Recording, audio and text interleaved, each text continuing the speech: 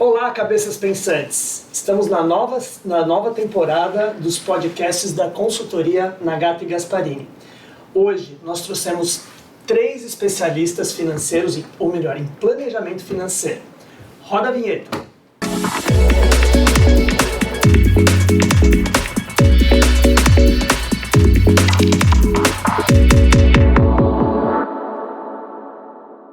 Olá! Estamos aqui com 3 especialistas em planejamento financeiro, a Fernanda, o Thomas e o Felipe. Gostaria que cada um deles se apresentasse. Vamos começar pela Fernanda. Fernanda, quem é você? Olá pessoal, boa tarde. Hoje eu faço parte do time da XP Investimentos. Cuido de toda a frente de gestão de riscos e planejamento sucessório. Thomas. Olá pessoal, boa tarde. Eu sou o Thomas, também faço parte do time da XP Investimentos.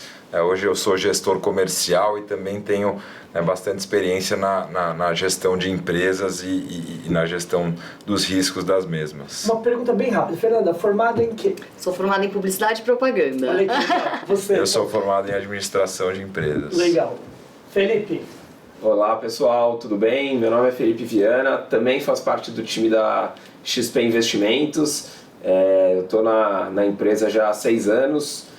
Sou formado em administração de empresas e hoje dentro da XP eu sou assessor de investimentos e também cuido do planejamento patrimonial dos nossos clientes. Então tá bom, todos apresentados. Eu sou Luiz Gasparini, eu sou médico e sou consultor da Nagata e Gasparini e também sou diretor da Clínica Mega Imagem. Gente, vou começar com uma pergunta para o Thomas sobre gestão de caixa de uma clínica ou de uma empresa ou mesmo de um consultório. O que é uma gestão de caixa, Thomas? Boa, não, excelente pergunta. Acho que esse até puxando um pouco de história, né? A XP sempre foi uma empresa de investimentos para pessoa física, né? E aí com o tempo a gente foi criando essa vertente de investimentos para pessoa jurídica, que é uma clínica, né, um consultório.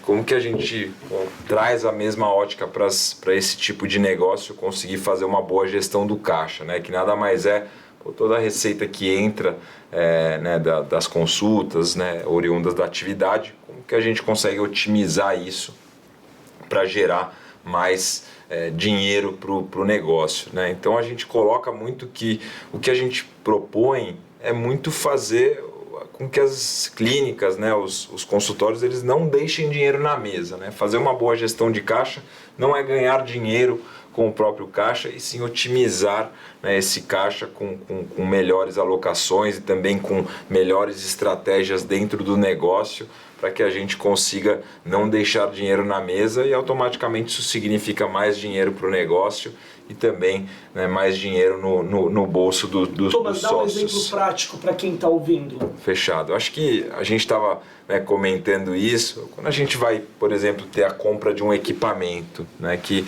você vai usar esse equipamento às vezes para fazer um exame, a gente pode até colocar, né, um equipamento de ressonância magnética. Não adianta só você querer comprar aquele equipamento porque ele é o melhor do mercado, porque ele tem a melhor linha, ele é da melhor marca.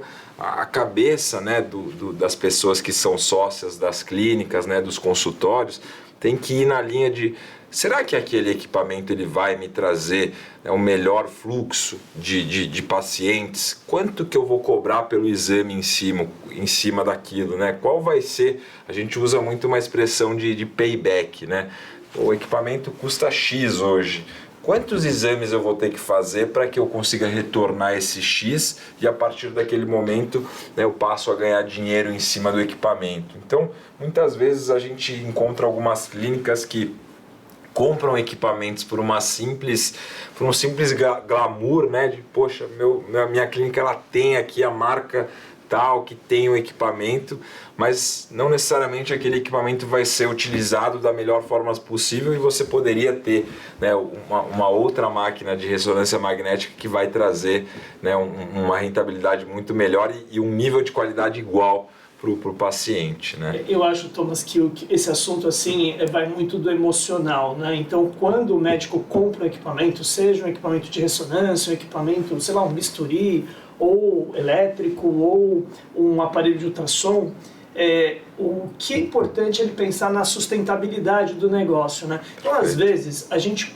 pensa em comprar um equipamento e se a gente for analisar quantas vezes a gente vai usar aquele super recurso daquele equipamento, a gente vai usar, às vezes, nem mais de 1% das vezes ou 5%. Perfeito. Então, assim, claro, se for algo viável, né, vale a pena, a gente é médico, a gente quer fazer o melhor, mas às vezes a gente tem que começar, assim, menor, assim, e assim, pensando nisso que você está falando, na sustentabilidade e na capacidade que você vai ter depois de sobreviver, porque se a gente faz um investimento muito maior do que a necessidade, isso compromete o nosso futuro, inclusive, para a gente crescer e investir mais, né? E comprometer o caixa, né?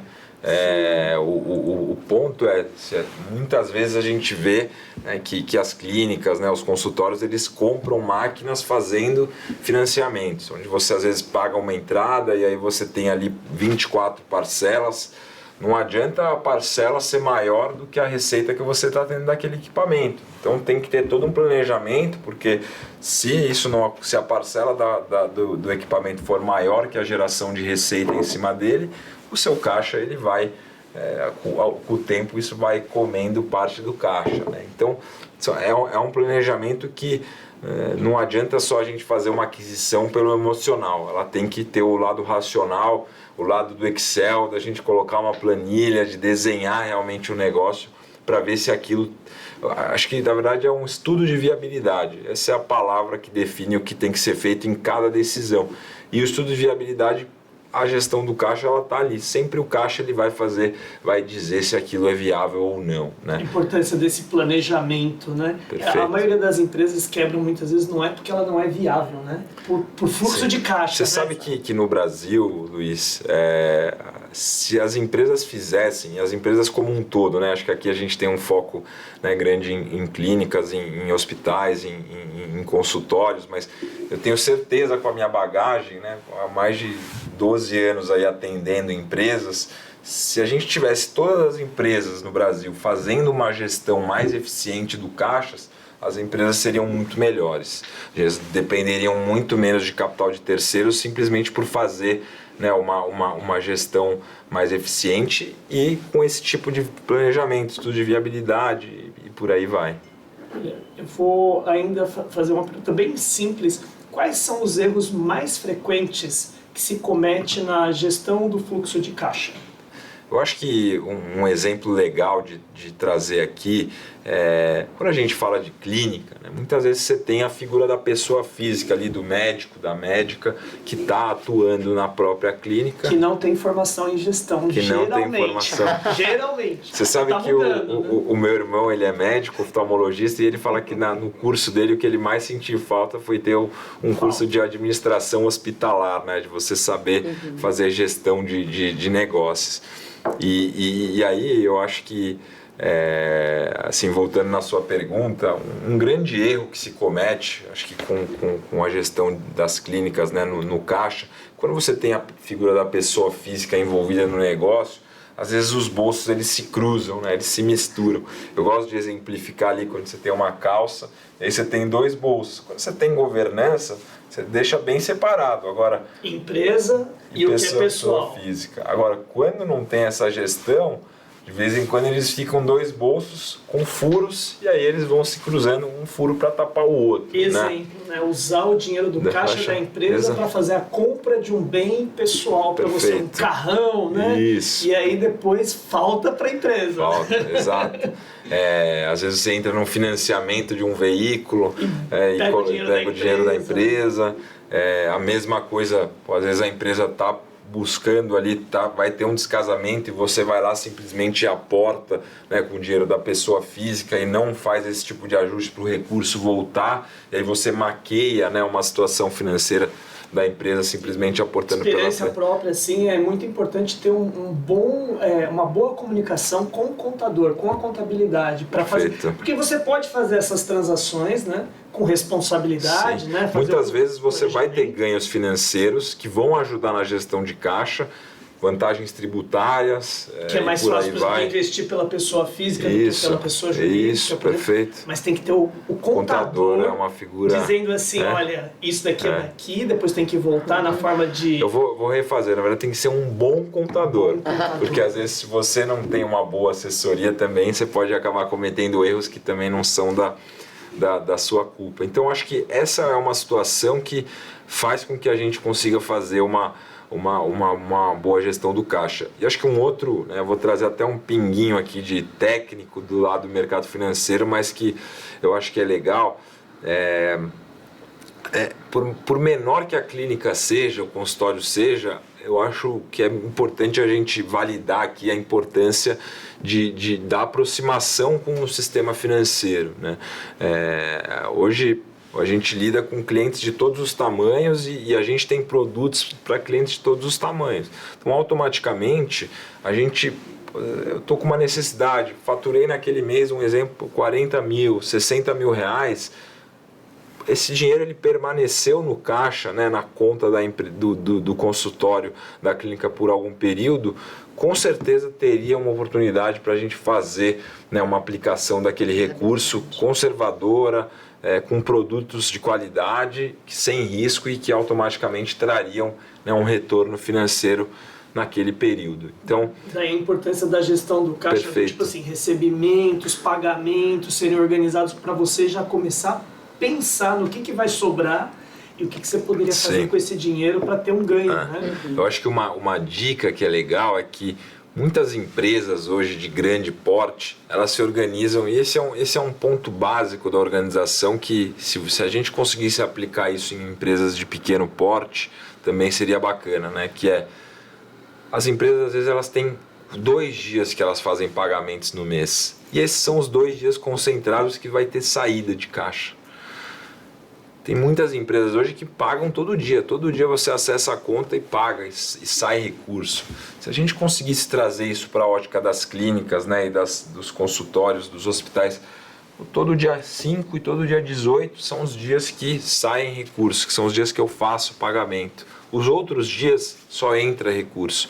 E aí você começa a trazer, fica mais fácil de organizar, né? Então, o nosso financeiro faz isso. Eu acho que é uma técnica muito boa, porque permite ela planejar, inclusive assim, teve uma sobra, ela enxerga a sobra. Ela se enxerga, não vai ter um pagamento repentino. Bom, eu vou mudar um pouquinho, eu vou perguntar agora para a Fernanda, depois eu volto e depois eu vou falar com o Felipe. Eu queria perguntar para a Fernanda uma coisa bem importante sobre seguro empresarial e previdência, né? A relação entre as duas coisas. Eu queria que você falasse, Fernanda, sobre o seguro empresarial.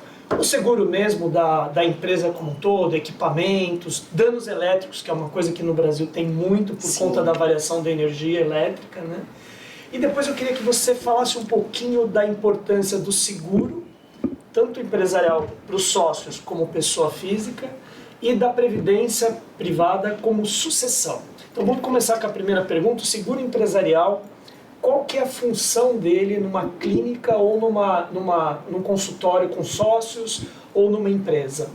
É fundamental, né, a gente ter uma organização da gente manter algo que a gente batalhou para construir e consolidar. O seguro, como a própria palavra diz, né, ele vai assegurar os seus bens. Quando a gente traz nesse cenário, né, de seguro patrimonial, o principal objetivo é a gente se respaldar para que se qualquer eventualidade venha acontecer, e a gente sabe que infelizmente eventualidades acontecem, então uma queda de energia, um possível incêndio, ou chuvas muito fortes que a gente está tendo aqui no Brasil no verão, né, um alagamento. Então de que forma que a gente tem essa segurança de que se alguma fatalidade acontecer, a gente não vai ter um imprevisto financeiro. A gente vai ter uma estratégia já pré-estipulada para que acontecendo a gente acione esse seguro e basicamente tenha, né, esse respaldo financeiro para essa finalidade. Então, o seguro empresarial, a gente tem a possibilidade hoje no mercado de estruturar e personalizar da forma que a gente achar interessante. Fazer umas perguntas. Claro. Por exemplo, coisas que acontecem com frequência numa clínica.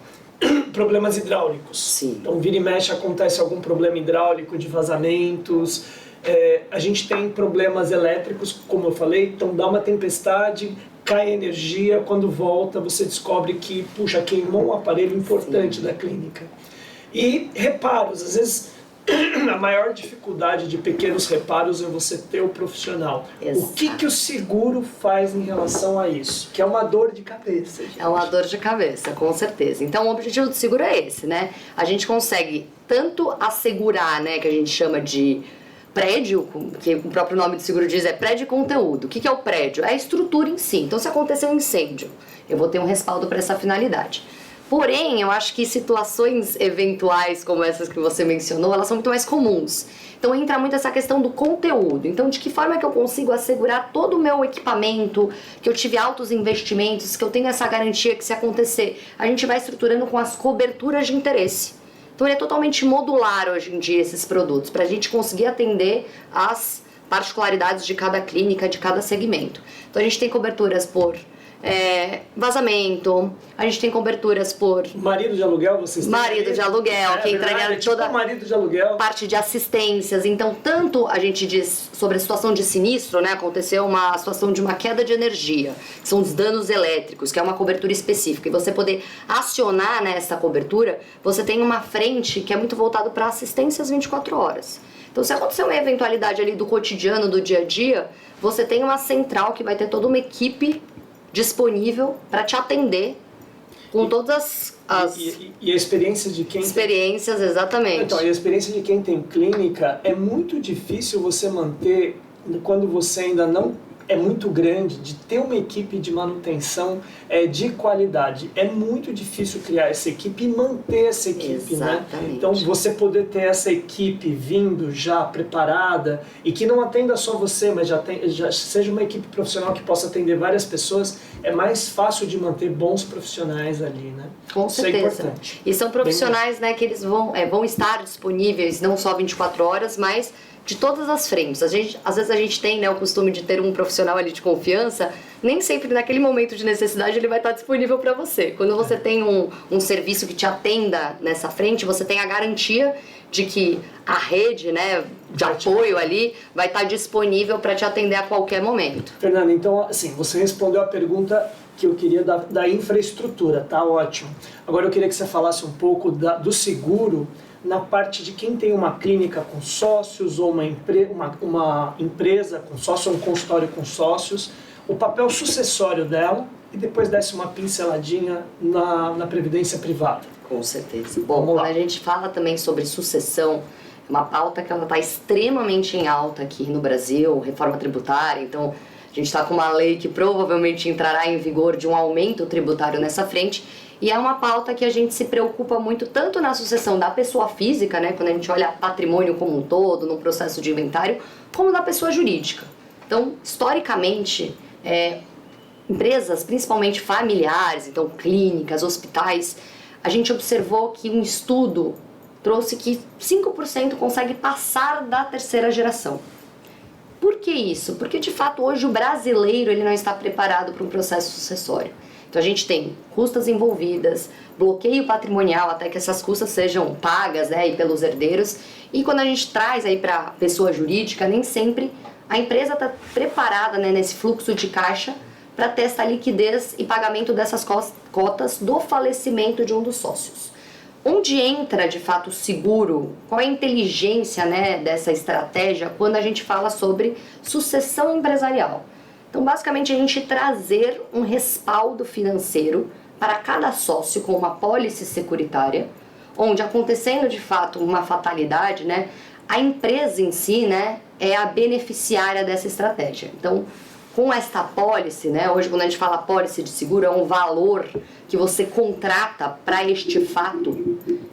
Acontecendo, a empresa é a própria beneficiária, ela tem esse fluxo de caixa disponível para, de fato, né, pagar aí os herdeiros, então filhos, esposas. E serve para pessoa física também. Exatamente. Eu tô sabendo que o Thomas fez um para ele. O Thomas fez um para ele. Então a gente pega essa mesma inteligência do ativo e a gente consegue trazer eficiência para a pessoa jurídica como uma eficiência gigantesca para a pessoa física. Então, pessoas planejadas, quanto né, a gente mais diz... novo você é, exato, mais barato é esse tipo de instrumento sucessório. Então você tem que aproveitar, é um assunto que a gente que pode deixar para quando ficar bem velho. Não dá para barrigar. Aí a gente diminui as possibilidades de ferramentas sucessórias. se torna um pouco inviável em alguns casos. E aí entra muito a questão da própria Previdência, né, que seria a pauta seguinte. A Previdência ela é uma ferramenta exemplar quando a gente fala sobre sucessão, principalmente porque, né, hoje a gente tem 2 mecanismos que num processo sucessório eles não ficam bloqueados em inventário. Então quando a gente fala de patrimônio, nosso patrimônio global do falecimento daquele titular vai ficar bloqueado. Poucas pessoas sabem. Ah, não, mas minha esposa não pode acessar? Não. Os herdeiros, eles precisam primeiro fazer todo esse trâmite, que hoje aqui no Brasil, né, basicamente é 15% sobre o patrimônio global, e a gente tem 2 únicos recursos que não entram nesse processo e trariam uma liquidez nesse momento, né, de conforto até para a família, para conseguir acessar, custear e não dilapidar patrimônio. Esse processo é um processo... moroso, burocrático. É judiciário, né? Judiciário. Assim, se você não está organizado essas horas, dá muito trabalho. Muito trabalho. Então, e é caro, né? E é caro. O trabalho é caro. É muito caro. E aí, o ponto é, a gente vê famílias, empresas super consolidadas financeiramente, que cuidam muito bem da vida financeira e muitas vezes por um ponto, que é uma parte do planejamento financeiro tão importante que é essa sucessão, vê os herdeiros passando uma dificuldade. Vocês falaram de algum exemplo internacional? De que empresa que foi? Foi da Samsung. Da Samsung. Samsung. Gente, da Samsung. A Samsung, a família da Samsung. Imagina, gente, patrimônio bilionário e a família, os herdeiros, tendo que pedir empréstimo no banco porque não tinham liquidez sucessória, ou seja, não tinha uma previdência, não tinha um seguro, não tinha uma estrutura, uma ferramenta. Tava tudo bloqueado. Tudo bloqueado. Precisaram pedir empréstimo para poder fazer. E como é um percentual, imagina a gente trazer um percentual do volume patrimonial deles. Então, tem que ser um percentual do valor que está englobado. Então foi uma fortuna esse empréstimo. Foi uma fortuna.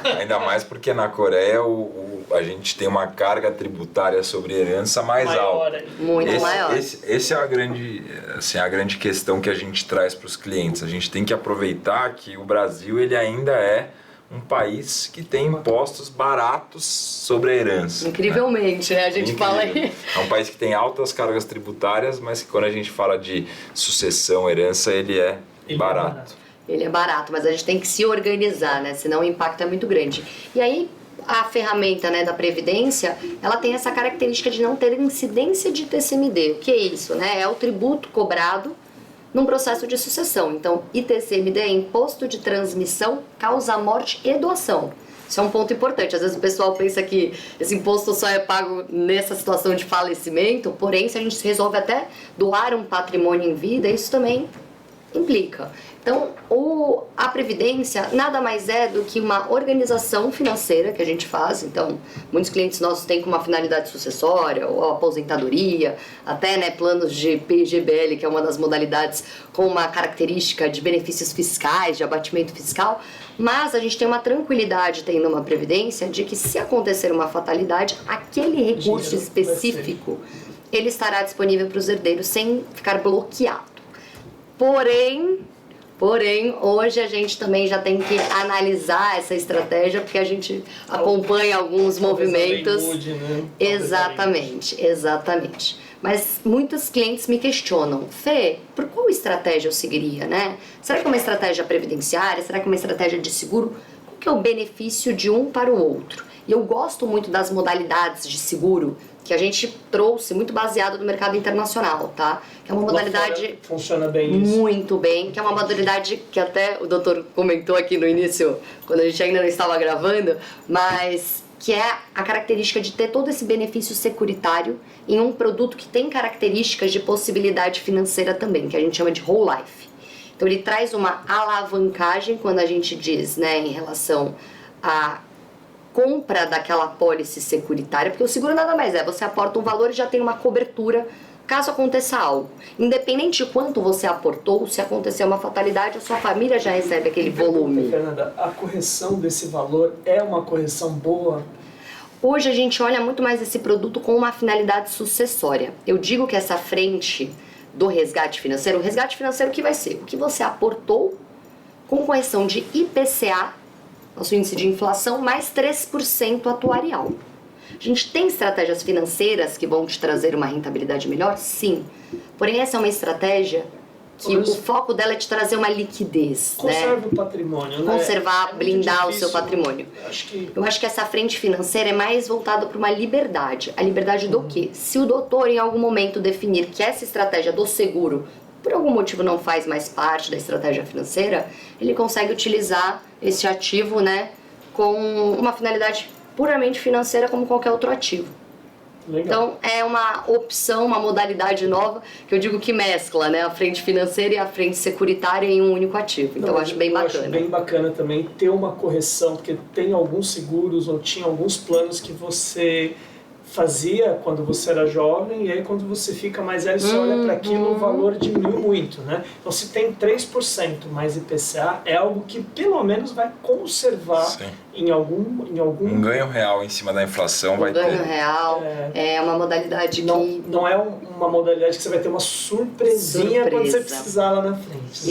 E nada mais é do que a compra de uma pólice, essa modalidade. Então você tem uma data início e uma data fim desses aportes, onde quando você chega ao final, você tem a possibilidade de ter a estratégia de seguro pro resto da vida, sem pagar mais nada. Entendi, ele finaliza, né? Exatamente. Ou resgata e vira um puramente financeiro. Então é bem bacana essa modalidade nova. Olha, eu tenho mais duas perguntas ainda. Uma é sobre proteção cambial na compra de equipamentos, mas eu vou cutucar o Felipe. Eu vou perguntar para o Felipe. Felipe, se eu quero fazer um plano de investimento para ir já tendo no futuro aí uma garantia de aposentadoria ou alguma coisa assim, para eu ter um patrimônio futuro pensando na minha velhice. Hoje, na situação econômica de hoje, me dá uma ideia de uma carteira que você recomendaria. É bem o seu dia a dia. Com certeza. Então assim, a pessoa é jovem, vamos supor, tem lá seus 25, 30 anos, ela está pensando no futuro e ela quer preservar um patrimônio para quando ela ficar velhinha. Legal, bacana. Hoje quando a gente fala, né, de planejamento financeiro, né, e planejamento patrimonial, eu sempre gosto de falar que todos nós temos que ter 3 caixinhas ali em reservas financeiras, né? A primeira caixinha é aquela reserva de emergência que a gente tem ali para qualquer eventualidade. Então a gente sempre recomenda ali você pega ali o seu gasto mensal, vamos dizer que você gasta 10 mil reais. O ideal é você ter ali de 6 a 12 meses nessa caixinha, que eu acho que é a primeira, em um ativo altamente conservador, né, altamente seguro e com alta liquidez.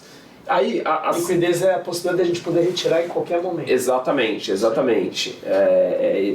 Aí a gente tem a segunda caixinha, que é a reserva ali de médio prazo, que é uma reserva ali que eu falo que é uma reserva ali que a gente tem ali para objetivos ali de médio prazo na nossa vida, adquirir um imóvel, adquirir um automóvel, fazer uma viagem. E aí a gente tem a terceira caixinha que é uma caixinha ali que é muito importante, que é a da aposentadoria, né? Todo mundo sabe que hoje o que a gente ganha, né, no INSS, né, na aposentadoria do governo, ela é muito pouco, né? A gente até brinca que a INSS isso não será suficiente. Então a gente tem que começar a pensar nessa reserva ali de aposentadoria, né? A gente trabalha durante toda a vida, né? A gente constitui uma família, a gente quer ter uma tranquilidade quando a gente se aposentar, né?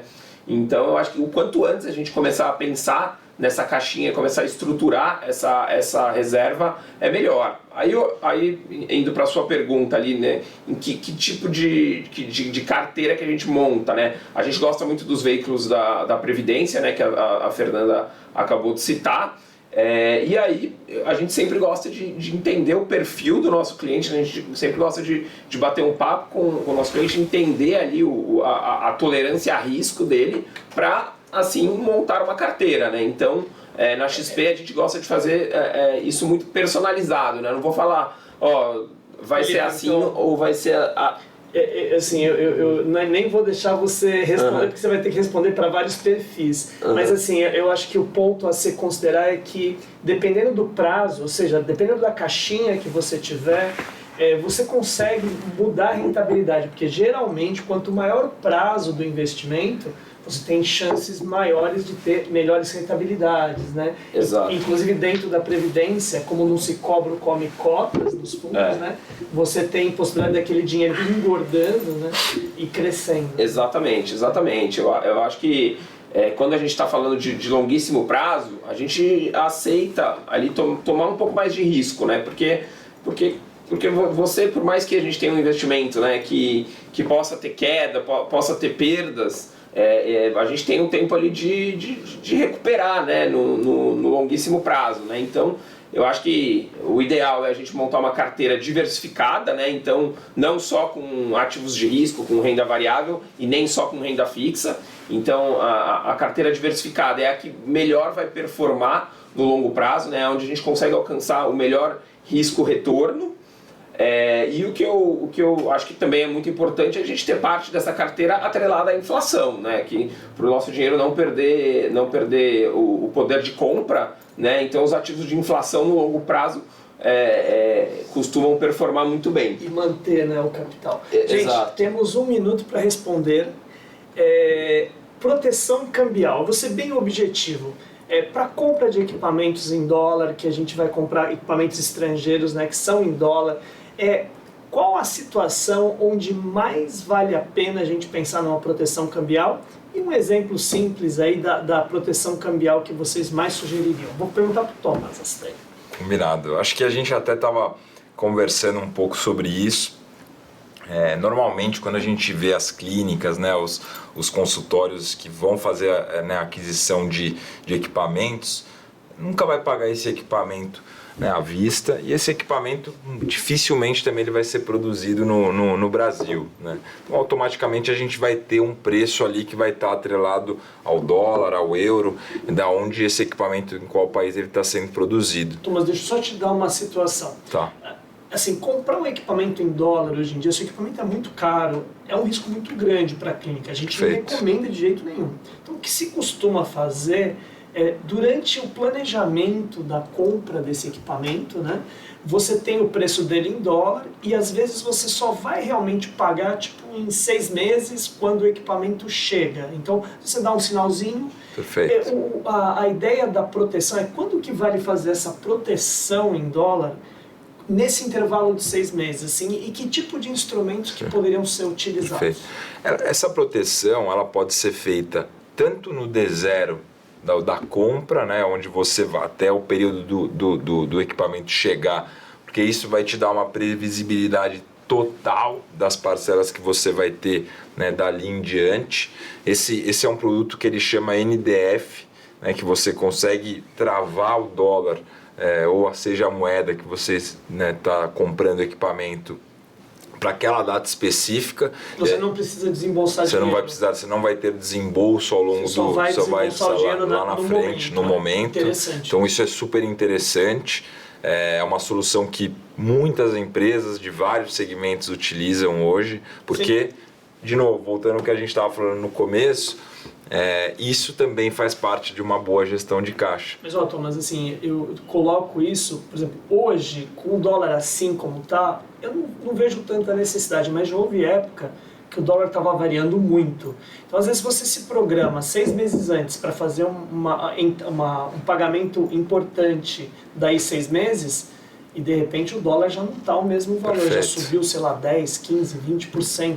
Ou até mais, né? A gente viu. Mas mesmo nas últimas semanas, às vezes tem uma variação. Tem uma variação, e aí volta no que eu falei também, que é dinheiro na mesa. Às vezes é uma diferença de 10 centavos, mas que se você multiplica isso pelo preço do equipamento, isso aí às vezes você paga uma conta de luz, um aluguel, e aí você vai incorporando isso como ganho financeiro e uma boa gestão no caixa. Vou te perguntar uma ideia que quem me dá sempre é o Felipe. A ideia de você ir fazendo investimentos em dólar ao longo do tempo. Tipo assim, cada mês você investe um pouquinho para você pegar um dólar médio. O que você acha dessa estratégia? É legal também? É muito bacana isso, muito porque você vai montando um preço médio, e quando a gente pensa pela cabeça do investidor, a gente não quer que você pense pelo preço médio que você está pegando no dólar, e sim numa estratégia de blindagem patrimonial e também de colocar né, o patrimônio em moeda forte. E hoje, a gente, assim como no Brasil a gente está num cenário de juros altos, lá fora a gente também está num cenário de juros. A gente viu a Europa essa semana, né, aumentando e estando nas máximas de juros. Então a gente está com taxas interessantes e aí você junta o patrimônio em moeda forte, fazendo um preço médio interessante e taxas boas para aproveitar. Então toda essa estratégia, ela volta também um pouco no que o Felipe estava explicando, que é uma estratégia também que a gente tem que colocar dentro da carteira. E aí volta na pergunta inicial aqui de câmbio, né, de proteção cambial. Isso está totalmente linkado com gestão de caixa. Tem que ter um estudo de viabilidade, às vezes vai fazer sentido, às vezes não vai. E aí a gente sempre vai chegar numa decisão que vai ser a melhor decisão possível para o negócio. Legal. Gente, estamos chegando ao fim. Quero agradecer aí o Felipe, a Fernanda e o Thomas da XP pelo conteúdo de qualidade. E eu deixo aberto aqui se vocês quiserem fazer alguma consideração final. Felipe? Bom, eu quero agradecer ao Dr. Luiz pela oportunidade da gente ter participado aqui desse programa, da gente poder ter batido esse papo, né, de assuntos que são muito importantes, e me colocar à disposição. Vocês ouvintes, se quiserem entrar em contato aqui com a gente vai deixar os nossos contatos para a gente marcar uma conversa, a gente entender da sua situação específica e a gente pode montar junto um plano, tanto na parte de gestão de caixa, tanto na parte de planejamento patrimonial. A gente fica 100% aqui à disposição para marcar essa conversa. Eu agradeço muito, viu, Felipe? É uma consultoria, gente. É uma consultoria isso, né? Sim. Thomas? Eu acho que o Felipe ele resumiu bem. Então falou pela equipe. Falou pela equipe. É o chefe. Então aqui a ideia é mais agradecer realmente o convite. Acho que é bem bacana a gente poder unir o Felipe, né, e a Fernanda, que tem conhecimentos, né, em bagagem distintas, que a gente conseguiu unir isso para passar para vocês ouvintes e também parabenizar aqui o Luiz pelo conteúdo aqui. Gente, a internet, a função principal dela é divulgar conteúdo de qualidade e de educação e saúde. Então eu agradeço vocês, agradeço Fernanda, Thomas, Felipe, por estar colaborando, porque esse conteúdo vai chegar a muita gente que muitas vezes tem a menor noção, né? Ou está na dúvida e de repente a gente pode estar ajudando muita gente. Com certeza. Fernanda, quer falar mais alguma coisa? Também agradecer. Você finalizar.